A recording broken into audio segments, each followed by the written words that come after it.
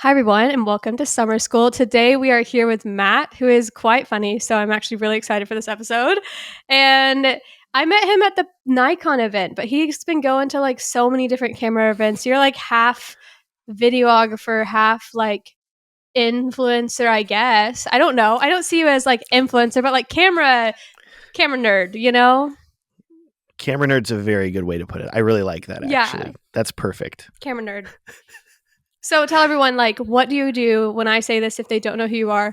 Who are you? I'm pretty sure you're on YouTube and stuff too, right? Yes. So, Matt Johnson, hello. I have been filming weddings since 2010. Well, And on the videography side, I've only photographed like 4 weddings. So there you go.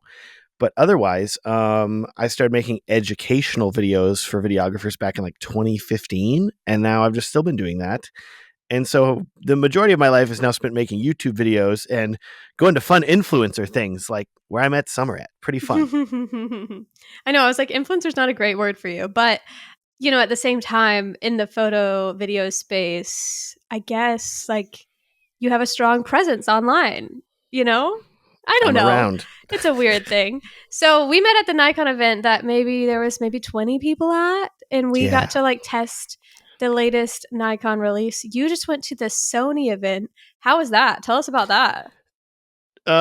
Dramatically larger, put it that way, Oh just to yeah. start. It was that Nikon event was like this little intimate thing. We all got to hang out. Like I got to talk to every single person one on one pretty much. The Sony event is over 500 people all descending on like this resort. And so it's great. You'll talk to someone for 10 minutes and then you won't see them again till the very end of the trip. And you're like, oh, hi, bye. Good talking to you for a minute. Cause it's just so many people. It's very chaotic. I love it because I'm super extroverted. So it's great fun for me, but it's still just, it's a lot. It's a whole lot. So both events had their strengths for sure. I can't imagine being an introvert going to one of those things. There's a lot of them actually. Well, yeah, camera nerds. Like most of them are introverts, probably. Well, I'll also say too, like what threw me off is the Nikon event was a lot of photographers and introverted photographers at that, like people that aren't as outgoing. They're just sort of like, hey, I make great art. I'm a great photographer. Nikon was choosing them for their art, not necessarily for like their social media presence or anything like that. And so when you go to the Sony event, they invite a lot more people that are very talented too, but also that are influencers that are usually a bit more on the extroverted, outgoing Yeah. content creation side. So I was like talking to people and I'm like, oh, these people are not as outgoing as I was expecting. Okay, cool. At Nikon or at Sony? At Nikon, like Yeah. Sony, I kind of, it's, there's enough people running around that are like, oh, we're making content. Okay, let's go make some content. We'll all do stuff together. Nikon was a little bit more like, let me put it this way. I felt so old at the Nikon event. I felt like an old man. I'm only 37, At the but Nikon like one? at the Nikon event, because I'm talking to people and they're like, I'm like, do you have kids? Like, no one has kids. That Not is like I was true. like one of the only dads there, and you were like the only Per- pregnant lady there. yeah. So Yeah. wild. So I'm Yeah. like, and you're like half my age. So, it was just like, oh my gosh, you're like a child mom at this point here. Oh, teen mom. I'm kidding. Teen mom, almost. Oh My gosh. goodness. No. Oh man. But I mean, I think too at the Nikon event, it wasn't that it was like the people they chose. I think it was also the category. I feel as though the landscape it was like half, it was at least 70% like nature Mm, photographers. And yeah. I feel like you're a nature photographer because you enjoy kind of like solitude and like being alone in nature, like being away from people, maybe hiking with a small group. Whereas content creators, the Sony event, people that are like out here on TikTok, they're producing content, they have podcasts, they're whatever they're doing within the photo, video, Running a creative. summer camp of some sort. Yeah. Well, maybe I'll be there next year. I've never used a Sony camera, so maybe not. But I know I'd never used a Nikon camera either, so you never That was know. the other thing. Half the people were like, I've never even used Nikon. All right, glad to be here. And I'm like, okay, hey, they're gunning for people, like, please come try this out. Like, you'll like it. And everybody's like, oh, this is actually a really good camera. Hold up. Yeah, I mean, decent marketing because if they only pulled Nikon creators, then people that already talk about Nikon would just be talking about Nikon again. But by them pulling people that shoot Canon, shoot Sony, they're getting people that normally never talk about them online. to now talk about them. I had people asking me, "Oh, so you shoot Nikon? Oh my gosh, I use this. I use this. Oh my gosh!" Like, and I'm like, I've never used a Nikon camera before. But yeah, I think that was actually like a good marketing move on their end. Oh yeah. But I'll get like emails from people or comments. Like if I post anything that isn't Sony, because I go to a lot of Sony events and I personally like shoot a lot with Sony. It's funny if I like try a new camera or like I've done stuff with Panasonic recently and people are like, are you changing? Oh, you switched? I'm like, I didn't switch. No, like, can't I have multiple cameras? Like, is that okay? And they're like, oh, True. Did you go to the Fuji event in Japan as well? not the Fuji event. I went to the Panasonic event Was that in in, Japan? yep, that was in Japan. Oh, So, I think I just mixed those two up. there's so many camera That's companies. so It's true. all there. It's all together. But yes, it was literally Japan in May, and then I was in Utah with you in June. So lots of travel. Wow. And with a family, you're out here. We didn't bring the kids to Japan. No, we had some babysitting, and I was like, "Hey, y'all want to watch the kids for that long? Okay, great. Bye. We're gonna go Did to you Japan." bring the kids to California? No. Usually for like Sony events and to Nikon too, they were like, "Hey, you can't bring a +1. Sorry." Like they're a little like sometimes they'll let you. Sometimes if you're like, "Hey, they're gonna go do their own thing," like we already got the hotel room booked, and they just like hang out in the pool, Yeah. and sometimes they're okay with that. But you kind of gotta ask permission ahead of time, and it's more of a pain and a hassle to travel with kids. I tried to ask with the Nikon one because, I mean, I at this point in my business is almost equally me and Jake. There's just no face of him in the Mm, business. Like people don't really know that, but he does just as I mean, he's fully employed with me. So he does just as much work as I do inside the business. I'm just the face of it. And so I was kind of like, I don't really shoot without him these days. I'm gonna have to go to this event and just take photos by myself. This is crazy. And I kind of asked, like, okay, even if he didn't like come to the functions, like, could he be at the room? Because for me to be multiple days away from the person who runs all of my admin work and like literally helps the business function is kind of not ideal. You know what I mean? yeah. So, but they in hindsight, it's funny that they said no because my room at the Nikon event was literally everyone would hang out in it. Matt came and hung out in it. It was literally massive. It was like could have had 3 bedrooms inside of it, and like it was huge. There was no need for me to be alone in that bedroom. They were so big. I had And 2 living rooms. but like I got in there and it was so funny because I was talking to Kyle Meshna because apparently I'm filming his wedding next June in Utah again, and he was looking at that hotel. He's like, maybe we can get that hotel again. That was a great hotel, and then they're like renovating it. He's like, dang it. Okay, so that's not gonna happen. But It's a classic Utah. classic. Man, so let's dive into some of like wedding video and photo type things. So, have you ever had a bad experience working with a photographer on a wedding day? Bum bum Bum, bum. bum, How long you bum. got? How much time you got? As much time No. as you have. No, I would say for the most part, if you are like generous and outgoing and kind and patient, like you can work with pretty much anybody on a wedding day. And that's usually a position that I try to come from. And so I actually started pretty early on, like the first like 2 years, I started like sending emails to like photographers before I worked with them. And I was like, hey, looking forward to working with you this weekend. Let me know if you need anything. And that worked so well to sort of like grease the wheels of hello, it's okay, let's work together. Cause when I started in like 2010, there weren't many videographers, and there's more now. I'd say like half of weddings have a videographer now, but it's still not like a photographer where every single wedding's going to have a photographer pretty much. So photographers still aren't fully used to working with videographers. If that does that resonate at all? No, yeah, even a lot of my weddings still today, even at the price point they're paying me, even a lot of those still don't have a videographer. I don't know if I'm like taking half the budget. I don't know what's going on. I mean, who knows? But still, a lot of them don't have video. And maybe some of them will more splurge on video. I feel like that's really common.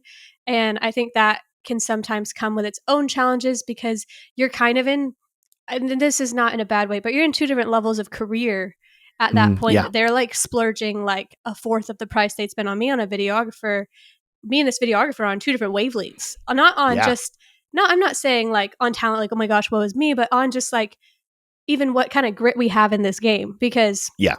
them getting $2,500 and me getting what I'm getting, like, we probably do have a different emotional value to how much work we're going to put into this wedding. Do you know what I mean? Yep. Totally. And So I've had I weddings. even, Yeah. Like I had a wedding where the photographer, because with me doing YouTube more, a lot of my bookings are coming from YouTube and like from people that find me on YouTube, they like me and they're like, hey, can you fly out and film my wedding? And I'm like, okay, sure. So like we went out and filmed this one wedding, and I know for a fact that we charged like 5 figures to this couple, and the photographer they hired was like we flew in, we came in, we did like a yeah, full like day before shoot, whole thing. And then the photographer I think was paid like a tenth of what we were paid, and was just yeah, kind of a local that was like, hello. And that's been like the story repeatedly where I'm like, hi, okay. And so it's almost like a different level of like client experience that we're offering there yeah. where they're not used to it. And I'm like, don't mind us. Like, this is just how we work. Okay. No, that's, I feel like what I experienced, but like the opposite, you know? And if, if there's a planner and it, and, you know, everything is, you know, like percentaged out, I do think it's like the very similar kind of effort it goes into both video and photo when that's at the same. And you would think, you know, the same amount of effort will go in no matter the price that the person's being paid. But I do think, you know, when you're talking someone's getting paid 5 figures and someone's getting paid like 1 to 3,000, like oftentimes, unless they're just like a killer person that doesn't know how to price themselves, oftentimes the approach is a lot different. The experience that they're giving the client, and maybe we're bringing in like a at least multiple of us or at least two of us, and maybe there'll be just one of them and like 5 tripods, and I'm like, oh gosh, what do I do? Or there'll be a team of like 4 humans, you know, and that's like way different. And so it is interesting, like even with us, I actually really enjoy working with videographers because to me All it also gives right. me like a brain break. Like, hey, do you want to do something right now? Also, if you just want to capture candid, because that's most people's style, do it. But if you want to do something, I'd love to just like look at my camera for a second and like breathe. I think it's fun. You can, I enjoy it when it's enjoyable. I think I've only really had like one bad experience, and it wasn't that bad. It was just like strange. Like we couldn't Mm, have any like, in my opinion, we didn't really get the opportunities to really direct anything. And I do know this person was hired like a month before, just like a last minute kind of add on, like mm, splurge. And it's hard because then I'm battling knowing what the client wants versus not stepping on the other person on this team's toes. And yeah. I would never want to cause a scene that would negatively affect the wedding, but I also don't want to not produce the quality that this couple is expecting of me because Mm. I'm not given an opportunity to actually lead anything. And so the person was a photographer who does video also, and so I think their approach was Oh. actually a lot more like photo based. Like, I'm going to post this perfect portrait, and then I'm going to get it on video, then I'm going to move them. And I'm like, whoa, I haven't gotten anything. Like, I physically can't get anything. Yep. And I was much more used to videographers like getting a little more candid, getting some side angles, you know, not that like perfect straight on portrait. And I feel Yeah. like it did have to do with them coming from a photo first I mean, their photo, they told me, like, I'm a photographer, but, you know, Mm. do video on the side sometimes. And so that was so hard. The couple apologized to me after the wedding, and they were like, Wow. "Hey, we're sorry. That was kind of," and I was like, "Well, I felt bad that then they noticed, but Yeah. I didn't try to make it noticeable. I just tried to like roll with the punches and be like, hey, like, don't move them. Like, let me get something, you know, Yeah. like." Right. But it was definitely strange, and I do think it Mm. just equated to the they were coming from a photo mindset as a videographer, Yeah. and there just wasn't room for two main photographers at the event, you know? Totally. But I don't want to make people upset. I don't know. It's just a weird place when it comes like that, you know? It's like, I don't know. One thing that because I coach a good amount of videographers and like how to work with photographers and stuff like that. And I'll say that a lot of videographers, when they're getting started, they will completely defer to the photographer, where all of their video clips are like posed off to the side, like a side angle of the couple together. And you can tell the couple is looking at the photographer's lens the entire time. Yeah. And I'm very much a, hey, like, you need to take some charge there. Like you need to say, hey, like once you're done, I have a shot that I want to get, and then you go in and get your shot, because they just don't do that. And then once they start doing that, it's like, okay, hey, you can share the space. You can both get Mhm. stuff. It'll work great. And then it works out, but it's a little rough there at the beginning, especially. Yeah, no, I've definitely had the videographers where it's like I'm like, "Do you wanna get anything?" They're like, "No, no, no." And they're just, like, standing right there, and I'm like, "Are you sure you don't wanna get something?"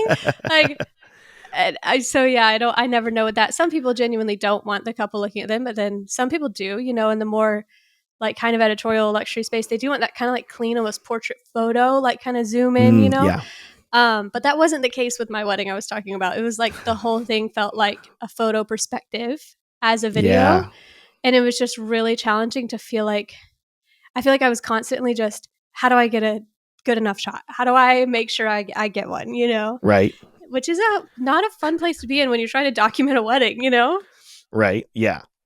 Hmm. I had to It's convince funny. them to like move a tripod too, which is awkward, but Can you move that eh, over there, please? It's completely in the middle. They're like, oh, my when it's bad. in, Okay.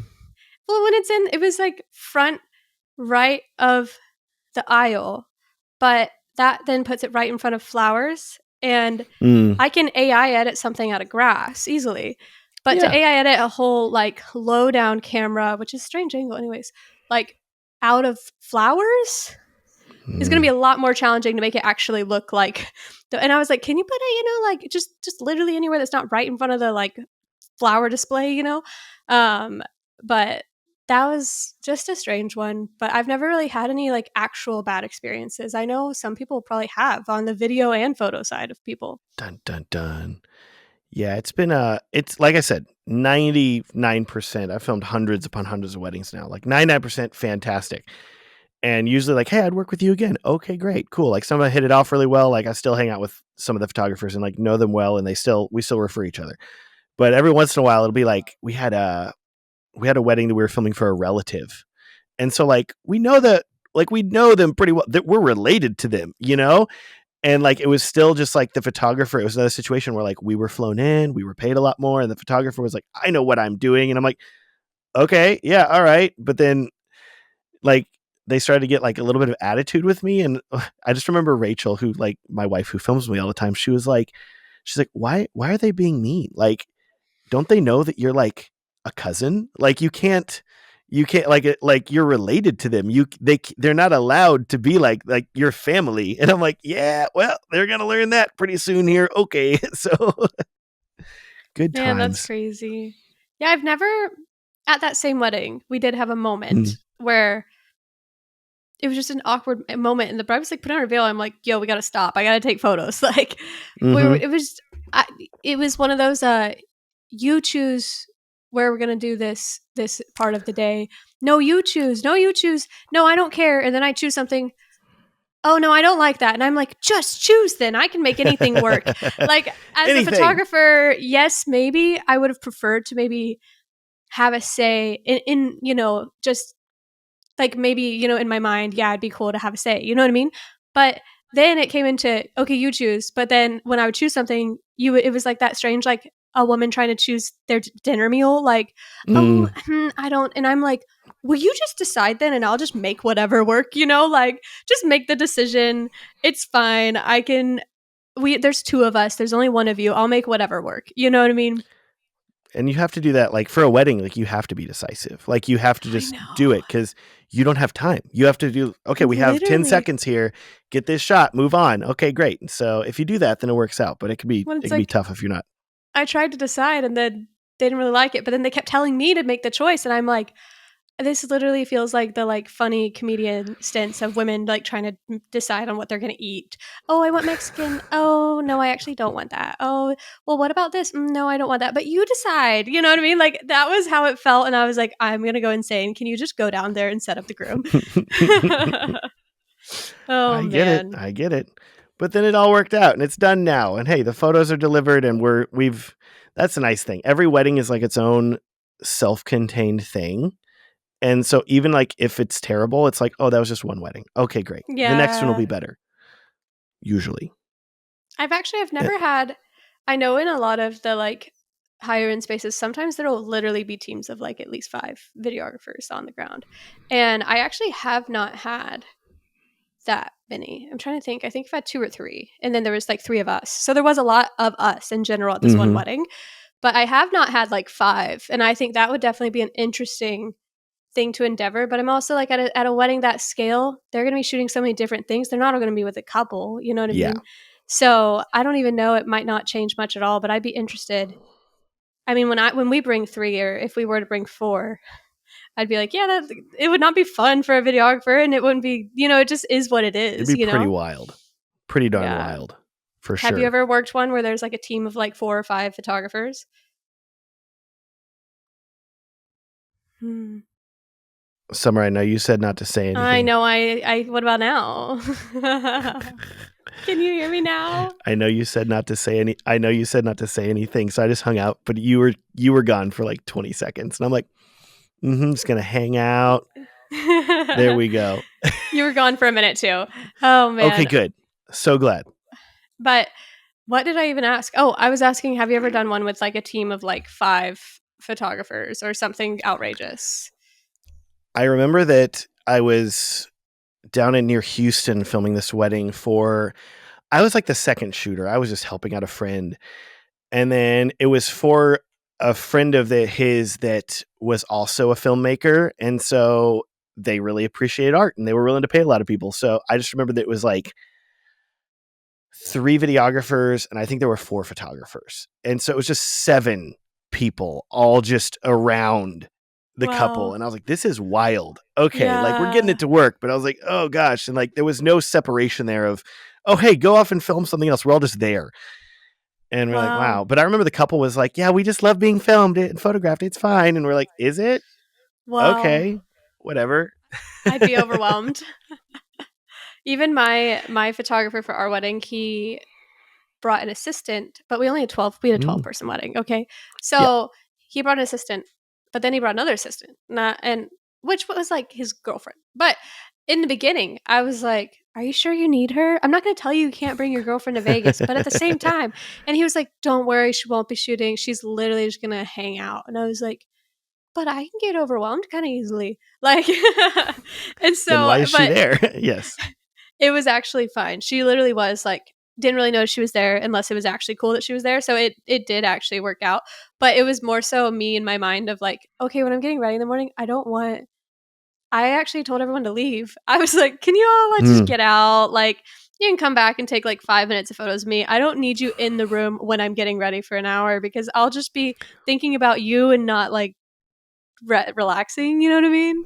yeah. So, Yeah. kind of a learning lesson, even within my wedding photography. When you get married, I feel like you see things from a different lens of, yeah, when they're like getting their makeup done, well, most people don't want photos of them getting their makeup done. They don't feel like they look good. Like, you don't need to be around bothering them. Like, just go scurry off and find something to take photos of, you know? Yeah. Until like the last fourth of the makeup and hair, really. You want to get there, right? Like, let's do a little touch ups here, a little bit of blush, a little bit of lipstick. Okay, great. We're good. Great. Awesome. Yeah. Like, I know way too many, and like myself too, like when I was getting started, there's way too much like, don't film the contouring. Why are we filming the contouring? We got to stop on that. Hold on. Like, no, don't Yes. do the fake eyelashes. We're not doing the hair extensions.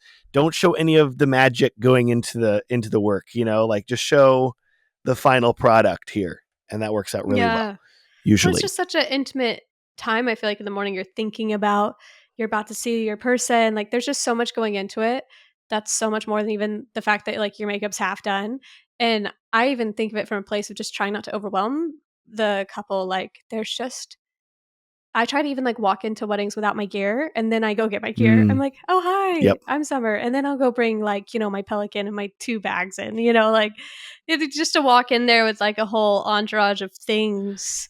Yeah. Yeah.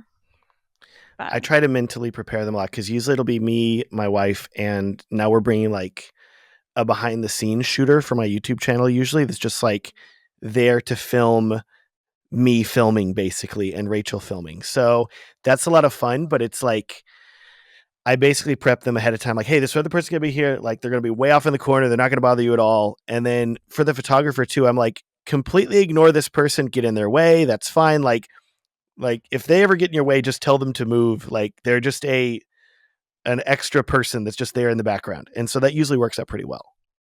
What would be your biggest tip for a new videographer that is shooting weddings, like whether it be with a photographer or just shooting weddings in general?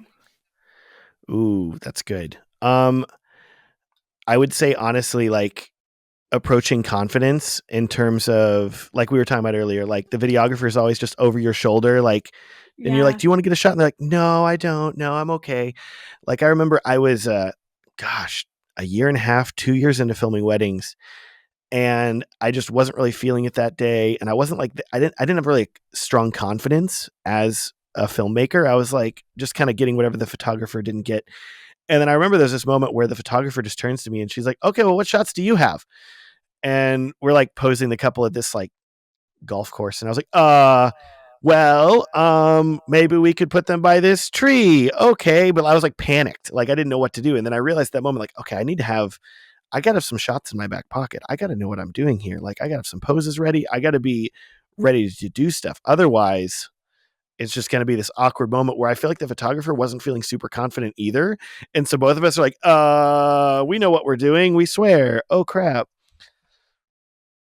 And that can probably help you have a unique style that is you if you're actually putting something of yourself into it. You know what I mean?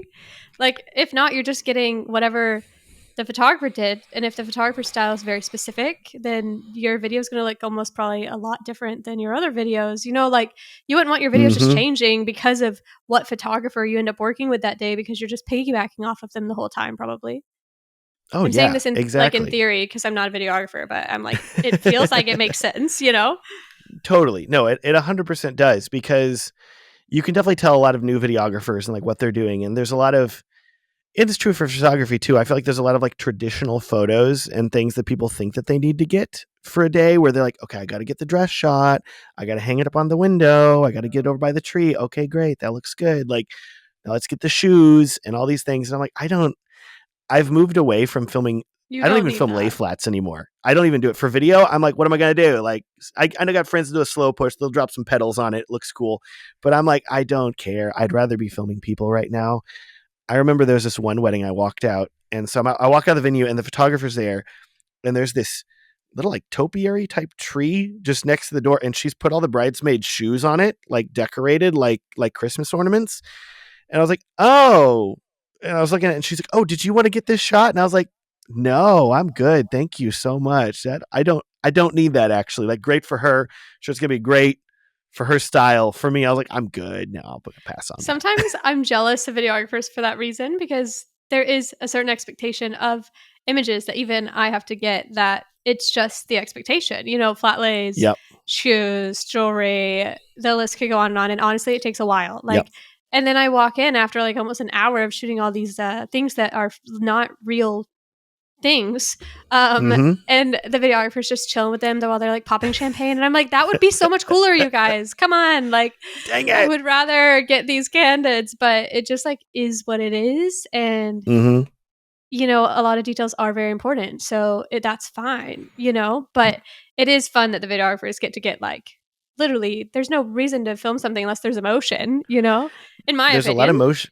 Oh yeah, no, there's a lot of movements where, and like to be clear, I know a lot of videographers that do film a lot of details, and that's fine. Like more power to them. Hey, that's their style. That's what they want to do. But for me personally, like I'll have there'll be so many moments where I'm like, now the photographer's got that, and I'm like, okay, cool. Like they will so much more appreciate a beautiful photo of this random bit of details. And I mean, we had the last time that I filmed a wedding ring, like as a ring shot, was the groom's ring, and some of the diamonds fell out of it and were gone, and I don't know where they went. And I was blamed for it. And I'm like, whoa, whoa, whoa! The photographer had them before me. It could have been her. I don't know, or no, it could have been him. I was like, nope, I don't know if I did that. And the couple was super chill. They're like, whatever, it's fine. I was like, oh, thank God. Okay, good. Wow. SOS. I'm currently missing two stones in my ring right now. See, RIP. see, It terrifying. happens. It happens. I Yes. lost one like honestly 6 months ago and I just never got it fixed. And then I lost the other one like 2 weeks ago. And we have ring insurance, so I need to just go in and get it fixed. But where we used to live, we could just take it in and they would fix it locally. In LA, there's really not a ton in LA when you think about it. Like there's not a Hmm. Walmart. There's not like big chains that function fully inside of the city. I feel like all the cool Mm. places, big stores, those are all in suburbs where there's families and kids and yep. So I don't want to mail my ring. And so I'm just like literally not getting I need to go get it fixed and figure it out, but I just have a fear of them like shipping it to someone because my mother took her ring in after like 30 years to get it whatever, maybe size different. And Mm. the place she took it to mailed it to their like jeweler and lost it. Mm. And something from 30 years ago, like you can't Dun dun replace that. dun. No. Yeah. Yeah. So good old stone's missing. Wowee. Oh, I So know. are y'all gonna move to suburbia once you have the baby? I feel like, that's the thing to do, right? That's what parents do. You gotta move to suburbia. We moved inside of LA to a side of town that is very family friendly and flat. Wow. And yeah, I feel like I'm like settling down and retiring already. We went from, for anyone listening that knows LA, went from Echo Park to like near Larchmont Village, which it is very nice over here. Like one block up, it's like all the homes are like $5 to $10 million, but one block down, it's like single family housing kind of. I guess that's what Nice. they call those like areas that are built for like smaller families, and so not ton of big corporate apartments, just like smaller things and nice houses. And so there's a park. It's flat. One time Jake Wow. texted me and he was like, "Wow, I've never seen so many pregnant women." Like it's just but it's also in the middle of LA. So I can get anywhere within 20 minutes. I can get Nice. over to the east side in 20 minutes. I can get to the beach in 20 minutes. I can kind of literally get anywhere, which is honestly great. Yeah, I'm not in like a hub, but I don't need to be in a hub because we're going to have a child. I don't need to be like Yep. walking distance to a coffee shop. And it's so safe. There's street parking. There's like no like road traffic, which is crazy, like road noise. Where we lived before, it Mm. was just constant noise, helicopters, Dodgers games, traffic, motorcycle gangs, like, and so, That's filming LA. a podcast, it's just like even 7 flights of stairs into the hills, like it was loud. So to be in the middle of the city and be somewhere so quiet and safe is kind of crazy. That's great. 20 minutes. Hey, if you can get anywhere in LA in 20 minutes, my understanding is that's a really, really good place to be. Very central, very central. But yeah, I mean, this place hopefully will be here for at least 3 years. I just don't want to move anymore. I'm over it. But it's also 2 bedrooms. I would prefer 3 if it's possible. We'll Well, see. once y'all have second child, you gotta, y'all are gonna have to either bunk bed it up or you gotta keep moving up. If we have second child, who knows? First child wasn't even on purpose. That's what I heard. Oh, I remember that you're like, oh, we're having a baby. I was like, wow, so young. You're like, yep, didn't plan on that, but here we are. I was like, okay, hey, summer. Jake's 30. He's dad aged. Oh yeah, that's prime dad Yeah, age. There you I'm go. 25. In the South, this would be almost old to have a child. It really kind of is. The amount of weddings that I filmed, like in like the Bible Belt down here in Texas, it is 18, 19, 20-year-old. Like we are married, and then like they're already have way more kids than I do. And I was like, wow, this is wild. Okay. Yeah, I grew up in Georgia. So growing up, I'm like, oh, like 23 to 24, that's when you have a child. Like that's when you have a child. That's not like when you might have a child, that's you've already had a child You by then or you're Here having a is your child. baby. Yes. I Yes. will say I wish that I was 25 because at 37, having two small children, I am dramatically more tired than I was Yeah. at 25. I'm like, oh man, I'm sore right now. Dang it. Like this is rough. And they're like, yeah, and they don't care. So So true. In my you like got you 5 year got time. plan trajectory, I think I would have probably thought like 28 to 32, probably at least, before we would do that. But you know what? We're rolling with the punches. There The we go. business is evolving and we've moved. There's a crib like literally right over here. It's crazy and it's all working out. This could be weird, but since you have a wife that has had children, I am mentally, which I'm wondering, I've never heard someone say this, but I am mentally better than I've ever been in my entire life. Wow. In my entire life, which I'm like, oh my gosh, post pregnancy, am I going to fall apart in shambles? I don't know. But I have no idea what this is. But for honestly almost months now, I'm like, maybe I'm cured. Maybe I don't have mental illness anymore because you I'm got the just motherly stable. glow. I don't know Wow. what this is. I tried to Google it and I'm like, I'm mentally better than ever pregnant. And it's like suicide hotline. I'm like, that's not what I meant. No, no, no. I'm happy. No. I'm actually happy. No, Wait a yeah, second. Yeah. I'm doing better. Yeah, I have no idea. I've never heard of anyone else having that. It's like mood swings and, depression, but who I knows? do. If it helps, like my cousin, she loves being pregnant. She's had like 5 children. She's like, I love the feeling of being pregnant. It's so great. And I'm like, wow, okay. And it's more power to her. Love her. But I'm like, that's not what I think my wife feels. I gotta say, Rachel's like, I hate this feeling. Get this baby out of me. And I'm like, okay, wow. My So a physical little different. body, not as much as the mental, but the mental is amazing. And every time I Google it, no one agrees with me. So I don't know where that's coming from. But the physical That's body, just definitely like ups and downs, back's already hurting. Who knows? I'll just say, like, Rachel was a biology teacher for a while, so she understands a lot of the science of it, and she'll talk through, like, she'll talk about, like, it's a huge hormone change, like everything's going all crazy, and so that's great. Maybe your hormones are down here and suddenly they're up here now, and you're like, oh wow, this is great. I don't know what that means after you have said baby, how that's I going to just, turn out, but enjoy it for now while it's here, and we'll see what happens in a I few know, right? months. Man, well, I actually don't want to cut this episode on the shorter end, but we didn't have our battery fully charged for our camera. So we are going to roll through one more question before we end up wrapping up so that Matt doesn't leave us mid call. Professionalism. Look at this here. People know the podcast is chill, but I'm trying to think if someone was listening to this, what is, because you kind of also like, I should watch your YouTube videos. Sorry that I don't. Your YouTube channel. I'm going to go It's subscribe okay. after It's this. not for photographers. Don't feel bad. Well, if it makes you feel any better, you were like one of the only people I actually knew of at the Nikon camp. So, I was like, Eh. oh, I recognize his face.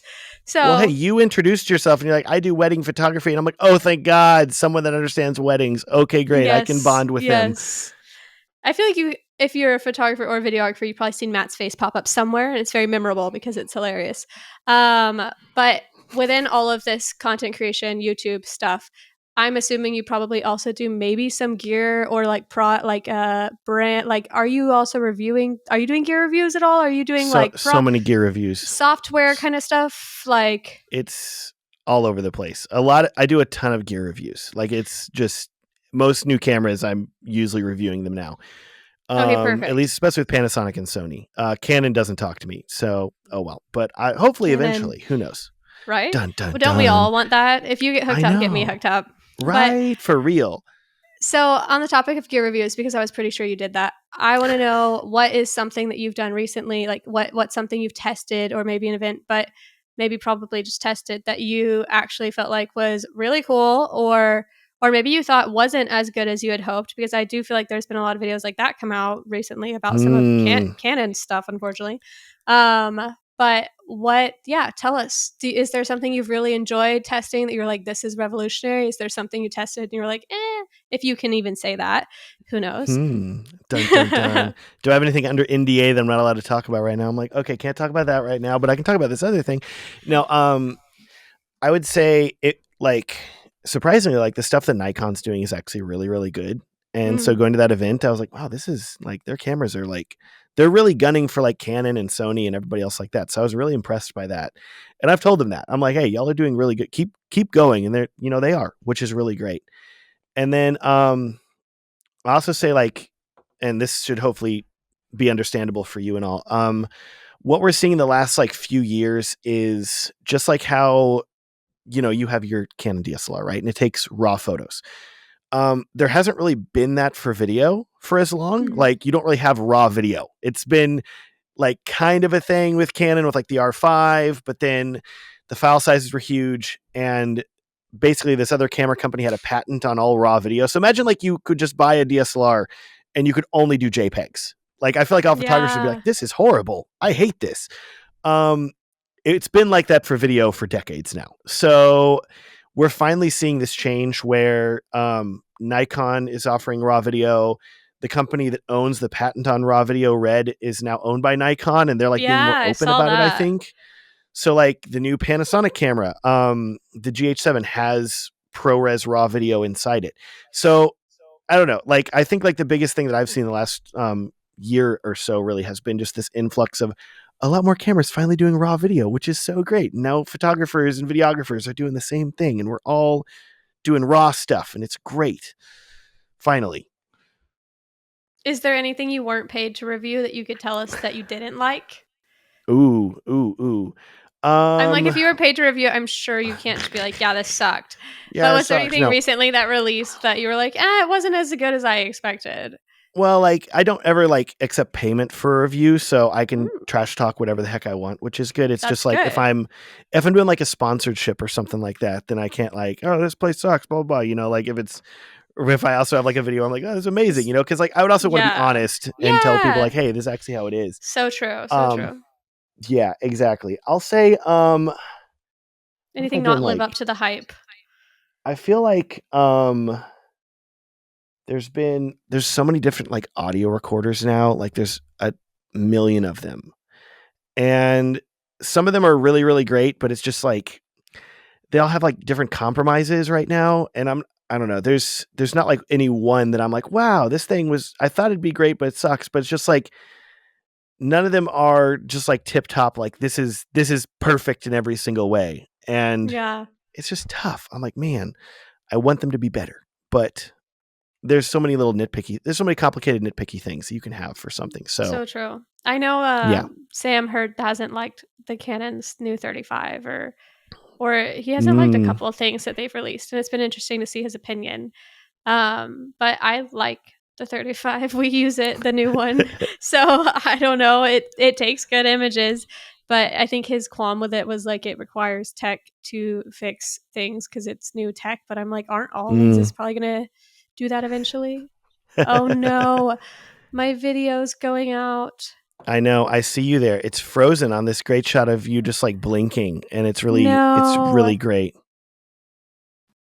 And we're back. If you're watching on YouTube, this will probably look kind of, clipped together, but my camera battery died. So we are back for part 2 of Matt, which I'm excited for because honestly, I didn't want to make you just like hop off because my battery is dying anyways.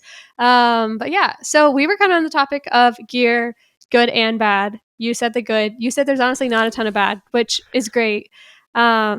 Is there any other gear that you were like, oh, this was cool or not cool? Like anything else you want to tell me about you've been loving recently?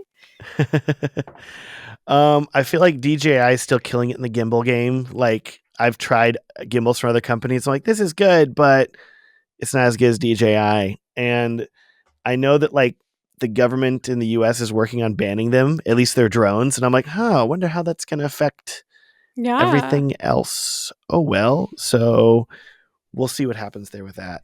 But Like all otherwise, like drones or just DJI drones? just DJI drones because they're a Chinese company. So there's some Wow. bit of drama there. Yeah, in the drone space.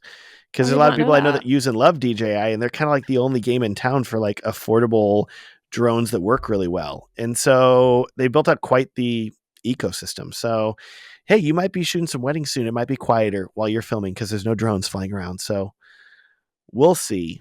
I don't Hey, know.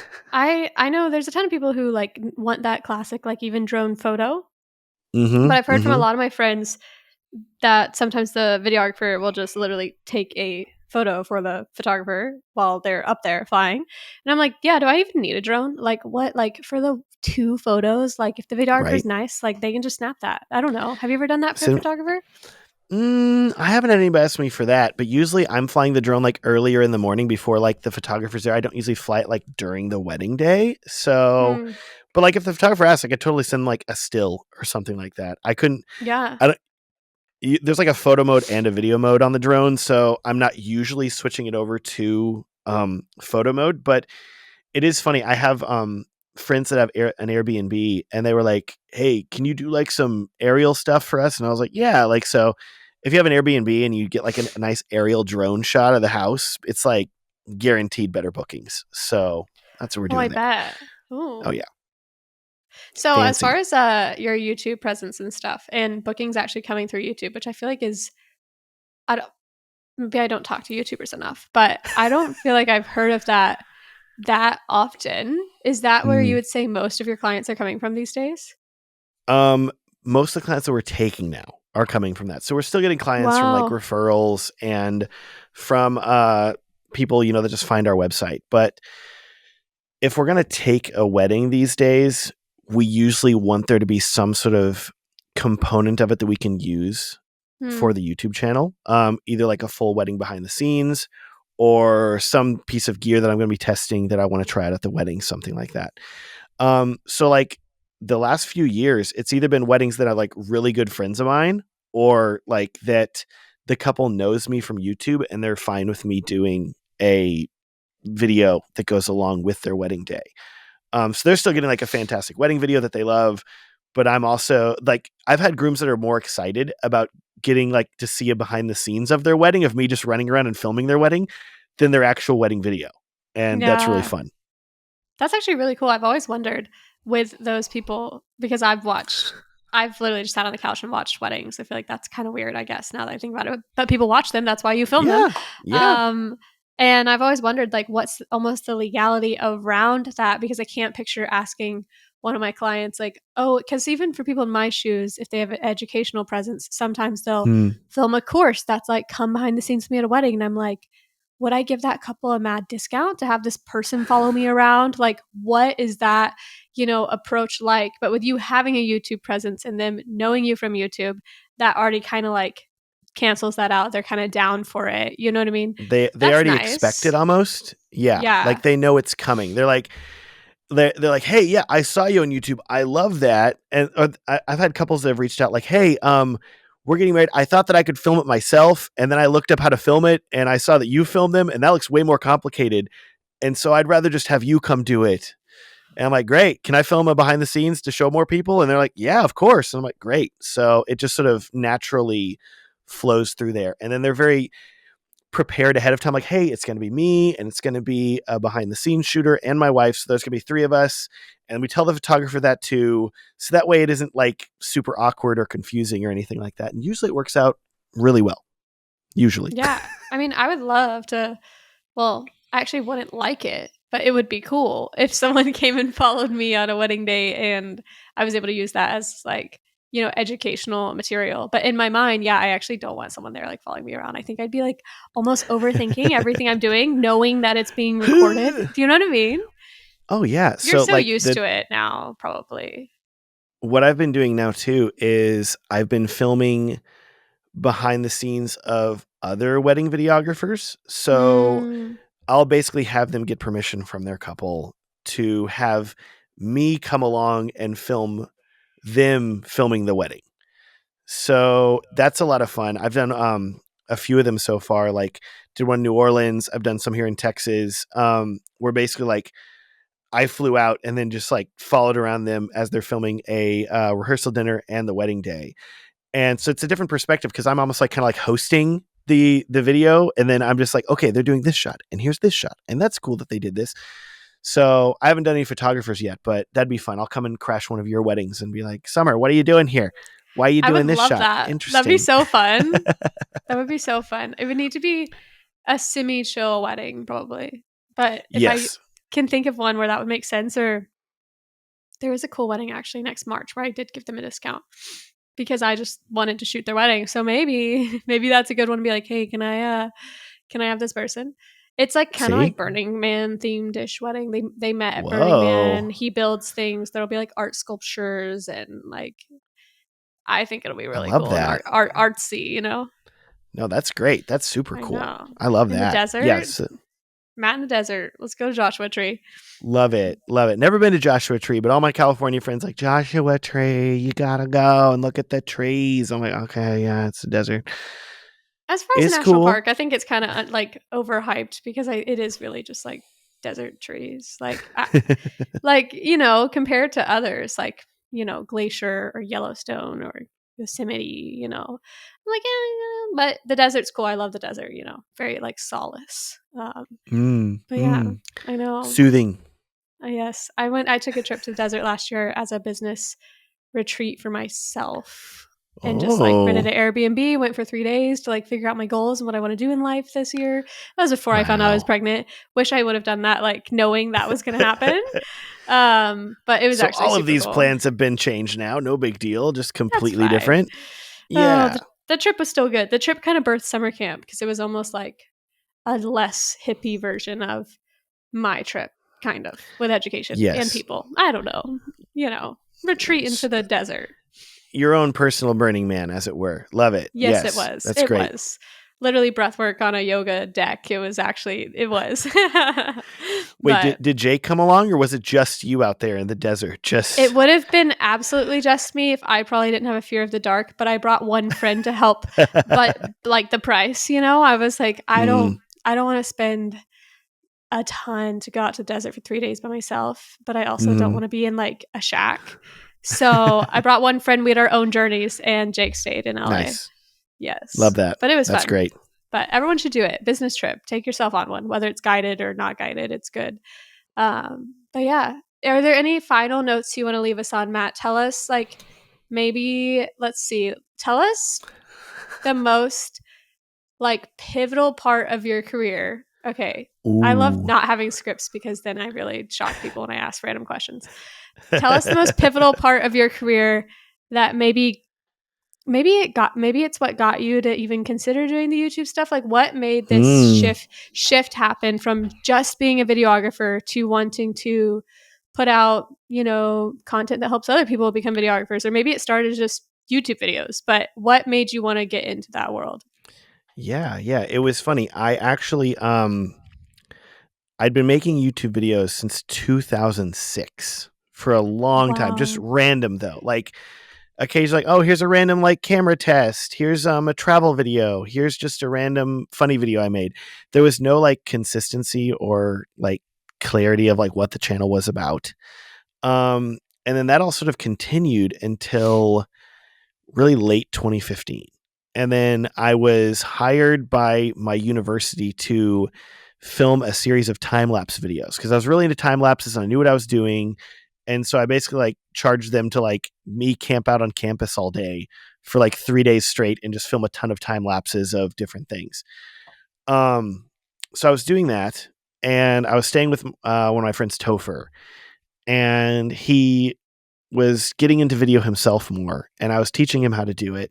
And he's like, you're really good at explaining things." And I was like, "Yeah, I've made like some random once per year I'd make a tutorial, something like that." And he's like, "No, like like you should go more in on making like tutorials and stuff for people and educational things." And I realized that like as a wedding videographer, I hadn't really made things specifically for videographers, like in the sense of you making things specifically like for photographers.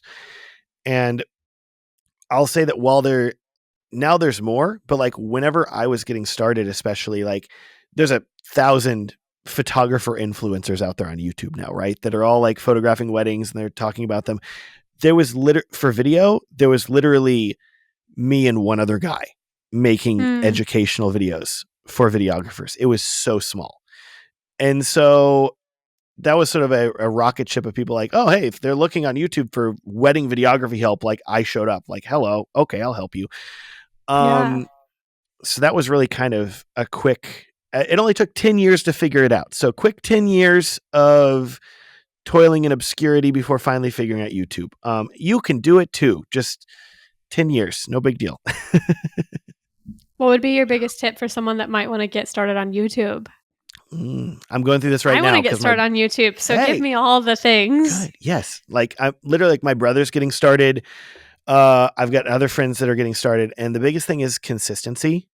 Mm. And just like your podcast, every Tuesday we're posting the podcast. Okay. Like you need to be uploading at minimum twice a month, I would say, like every 2 weeks, if you can do it. For me, when I was getting started, I would edit a wedding video, then I would edit a YouTube video, and I'd go back and forth, wedding, YouTube video, wedding, YouTube video.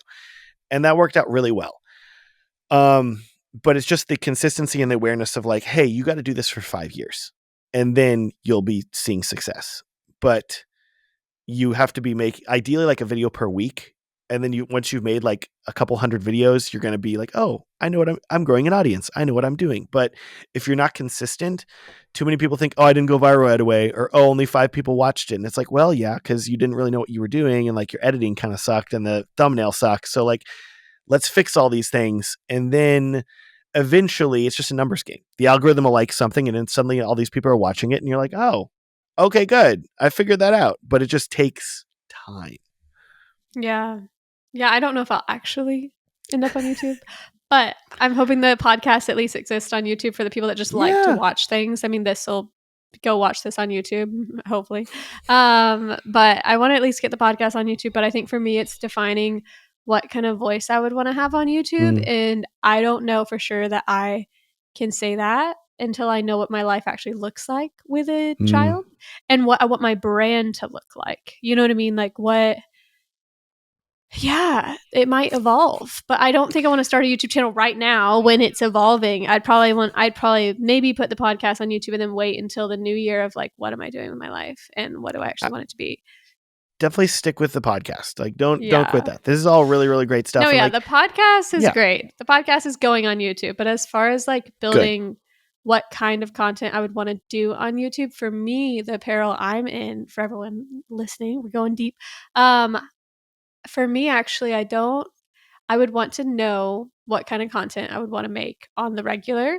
And I think that might shift. And I don't want it Mm, to only be photo based because I actually don't know if I want to niche myself into only mm, being known as a photo creator. I also don't want to go full blown mom influencer content creator, but I think I want a safe in the middle so that I can put lifestyle content out, maybe just travel vlogs through the airport to different weddings, like even mm. traveling with the kid to a wedding. Like that kind of stuff Yeah, I think would be kind of fun and natural and candid and I don't know. I would enjoy watching someone if they were like a true like vlogger. So I might go yeah, vlogger, and I just don't know if I'll actually want to do that. Thinking about traveling with a little child through the airport and actually vlogging sounds that might actually be complicated.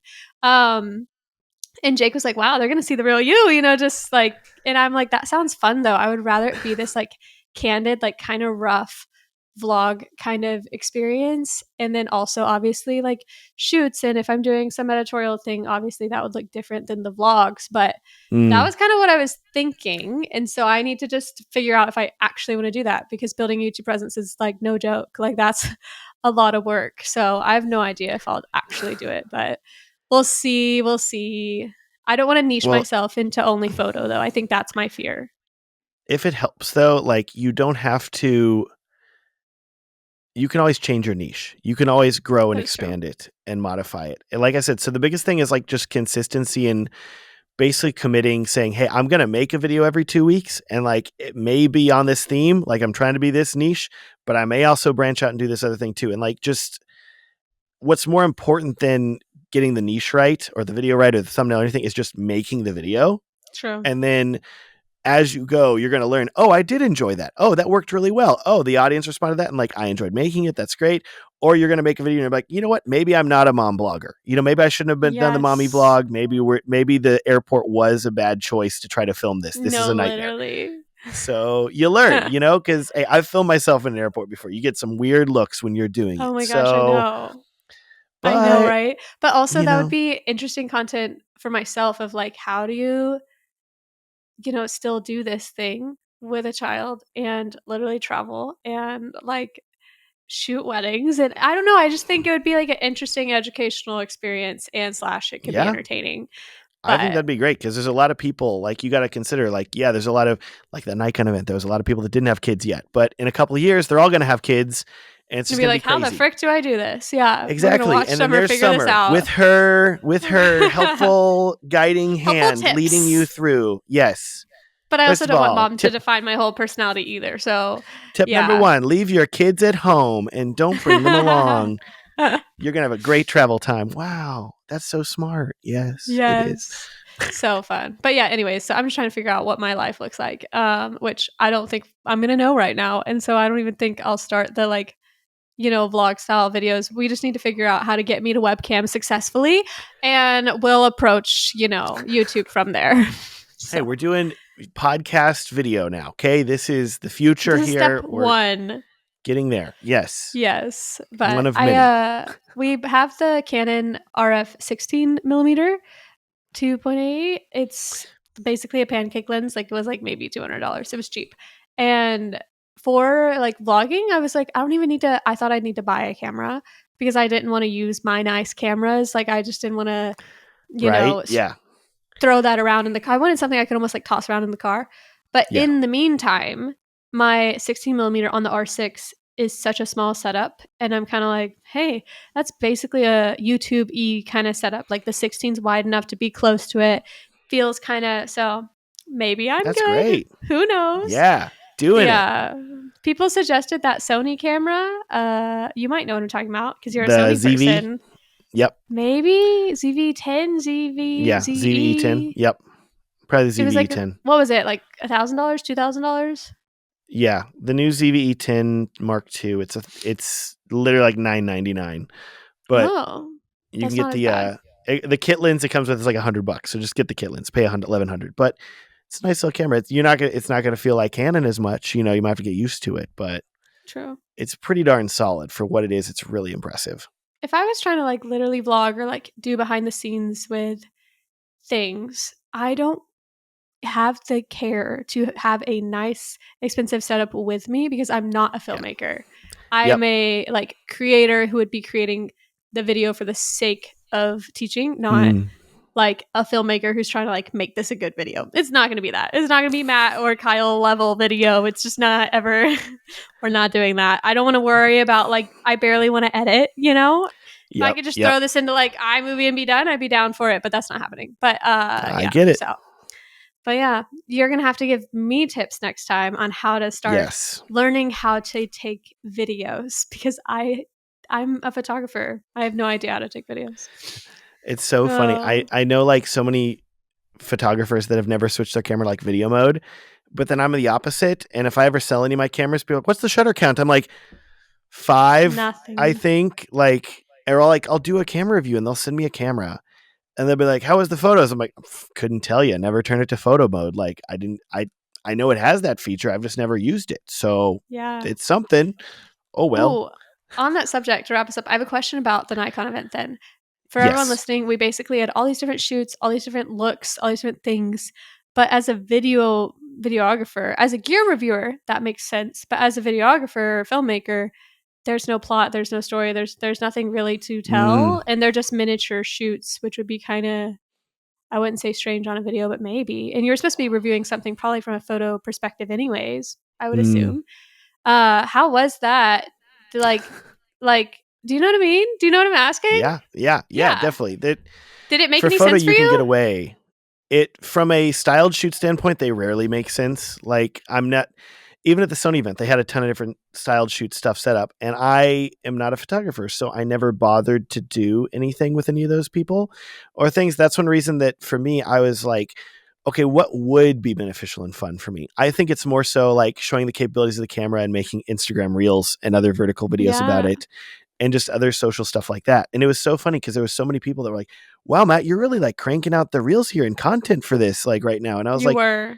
yeah, because my kids aren't here right now. Like I have time to do it. Like I'm once I go home, everybody's gonna go home and edit. No, that's my time with my family. I don't have time to do any of that work. So I'm gonna get it done here ahead of time. And it worked out really Yeah. well.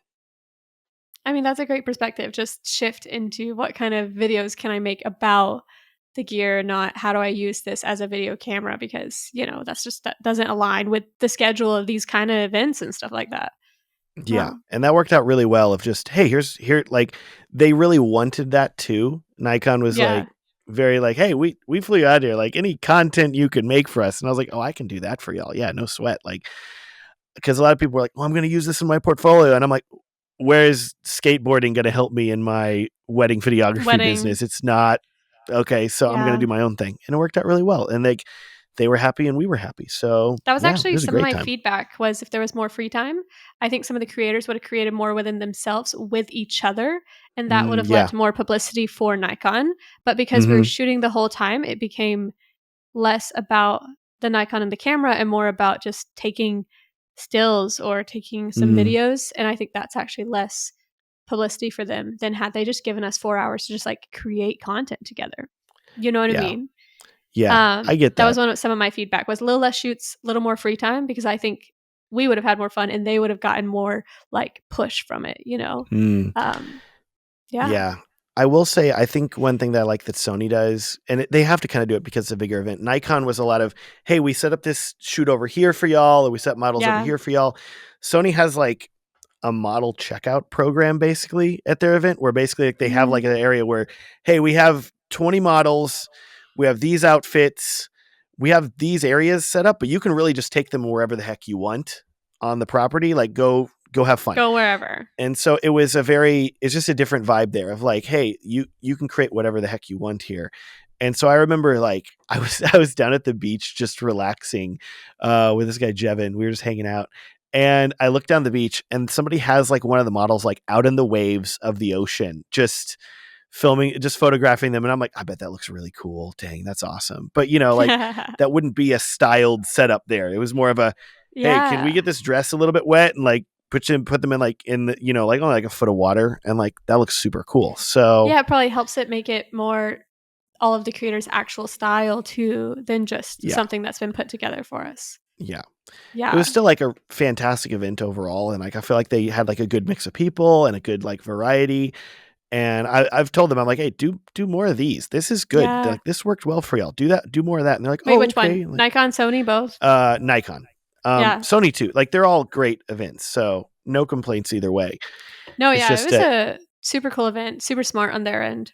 I just returned my camera. Did you mail yours back? I I mailed just mine sent mine back back. today, I just this sent mine morning, back actually. yesterday. Look at Yeah, us. there we go. We're doing it. They I were know. asking for it. And I was like, y'all have these new, they just released like a set of camera color presets for video that, mimic the look of Red cameras, which are like the cinema cameras that Mhm. they bought. So I was like, wait, no, don't let me send it back yet. I got to make a video about these new LUTs. And so it just happened. They just launched those yesterday. So I was like, okay, now I can ship this thing back. So Oh, wow, I'm worked so out. impressed that you, between yesterday and today, were able to make an entire video. Oh, it was an Instagram reel. It was not like Oh, okay. for some color presets. I told them, I was like, hey, this isn't really like a whole YouTube video worthy thing. And they're like, yo, no, we didn't Yeah. expect that. I'm like, yeah, this is more of a, hey, this sounds really cool. Okay, yeah, I'll make, like, I want to tell people about it, but I don't think it's necessarily something that they're going to watch a 5 or 10 minute YouTube video about. They're just going to be like, Yeah. oh, cool. All right. Good to know. Free thing? Like, it's Basically, free. for everyone listening that has no idea what we're talking about, the cameras that we used in June at Nikon, we were able to keep them, and we just now shipped them back in like mid-September. And I think their goal was that we used them, loved them, maybe shared more about them. Unfortunately for me, I was traveling for weddings for like a month and a half, and I did not want to bring some camera that I don't legally own on the road for a month and a half, because if something bad happened to it, I don't want to pay for it. So unfortunately, I didn't really actually get to use it much outside of camp because I was not here. And I'm pregnant. So it's kind of like I'm not really shooting for fun. I'm really only shooting for work right now. So, that I only really got to use it then, but it did perform really well. I'd say for me, the focusing was really good. I thought the focusing Mm-hmm. was actually like, I did think it focused probably better than my Canon cameras. Canon, don't listen to this. Um, but that was the one thing I noticed that I liked. But I would say, yeah, I guess I would love to have compared one of Nikon's cameras that was more equivalent to the R5, because Yeah. from what I do know of their brand, the camera we tested was not on the same level of the gear I already own. And Hmm. so it would have been cool for me to know, how does what is it? Their Z9 would have been more comparable. The Z8, Z8 or whichever one. Z9. Yeah, probably the Z8. The Z9 is like the 1DX competitor kind of. It's Mm, like a dual battery grip built-in style camera. It is mm. heavy. It's a Oh yeah, don't want beefy, that. chunky, like, oh, it's I've used it and I'm like, I could film a wedding with this, but I would be exhausted by the end of it. My Yeah, goodness. So no, not Z8 a ideal. little bit smaller. I feel like the Z6 III still has just like a ton of features though. Like it's very competitive with a lot of other cameras. So like I said, I think they're doing some really good stuff. It's one of those things where like, okay, let's see what the Z8 II looks like and the Z9 II, Yeah, et cetera, and where that all sort of falls. fits. But I know. they're doing really good. It'd be Yeah. cool. I would love if they sent me something more comparable for just like a week to see, okay, how do these actually compare to each other? That would be really cool. Something that they would say is like, this is our competitor to the R5, because everyone has their camera that's like, this is Mm-hmm. our Yeah. this to this, you know? Yes. Yes. That would have been kind of cool. But Man, I feel like it's about time to wrap up with Matt. Matt, tell us where we can all find you. Like, I'm going to put it in the show notes description. You can find it anywhere that the podcast blog everywhere. But go ahead and tell everyone, for people just listening to audio, where can they find you? What are you up to? And what's something maybe really exciting that you have coming up? Yeah, yeah.